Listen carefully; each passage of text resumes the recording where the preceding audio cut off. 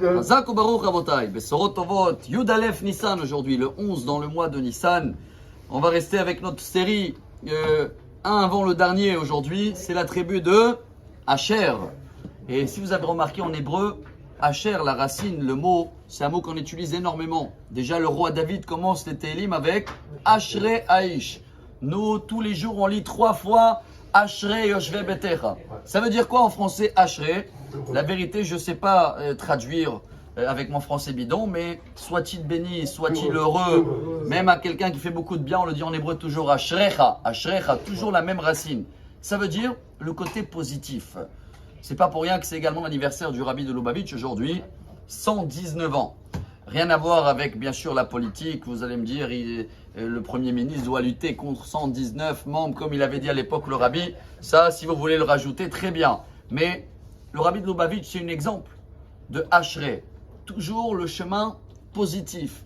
Pas tout de suite dire, il faut absolument que tu fais ça. Ou surtout, il ne faut pas que tu fais. Regardez comment la Gemara, le Talmud en Brachot, il nous apprend que même si on mange 30 grammes kazaït, du pain, on doit faire Birkat Hamazon. Elle dit la Gemara, oui.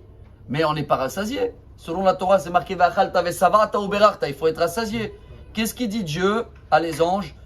Très bien. C'est un grand mérite qu'ils ont de me remercier en faisant Birkat, même s'ils ne sont pas rassasiés. Comme ça, s'ils ont besoin en haut des jackpots, ils ont besoin des fonds à mérite et ils ne méritent pas, je vais me rappeler qu'ils me font un Birkat Amazon malgré qu'ils ne sont pas rassasiés. Donc je les ai donné un mérite en plus. Regardez le roi David, le premier Télim. Il ne dit pas tout de suite, il faut absolument que tu fais ça. Ashrei Aish, Asher lo halach. Ça veut dire quoi? Soit-il béni l'homme qui ne prend pas le mauvais chemin. Ça veut dire même si j'ai rien fait, j'ai du mérite. Pour cela, on termine avec ce qu'on a répété à l'époque avec la première mitzvah dans la Torah à ne pas faire. Sur la liste des 365, c'est laquelle?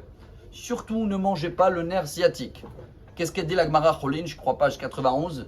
Mais le nerf sciatique, il est mangeable, personne ne le mange. Et bien la même réponse, Dieu dit tout ça, c'est pour leur donner un mérite. Comme personne ne mange le nerf sciatique, donc automatiquement, chacun de nous, il a fait déjà la première mitzvah de la Torah à ne pas faire. Tout ça, c'est pour nous donner quoi? Du mérite. Tout ça s'appelle comment en hébreu? Asher, Ashrecha, Ashrei. Alors, venez, on applique nous aussi justement avant Pessah, ce chemin positif, avant de dire ce qui ne va pas et pourquoi tu n'as pas fait ça. Et bravo sur ce que tu as fait. Ou bravo même si tu as évité quelque chose qui est un péché. Bravo. Si on prend ce chemin-là de trouver toujours le positif, chers amis, comme nous apprend le Rabbi, comme nous apprend Asher, comme nous apprend la Torah, alors dans ce cas-là, on a un grand mérite d'avoir Mashiach très très vite. J'espère aujourd'hui. Bonne journée. Amar Rabbi Elazar.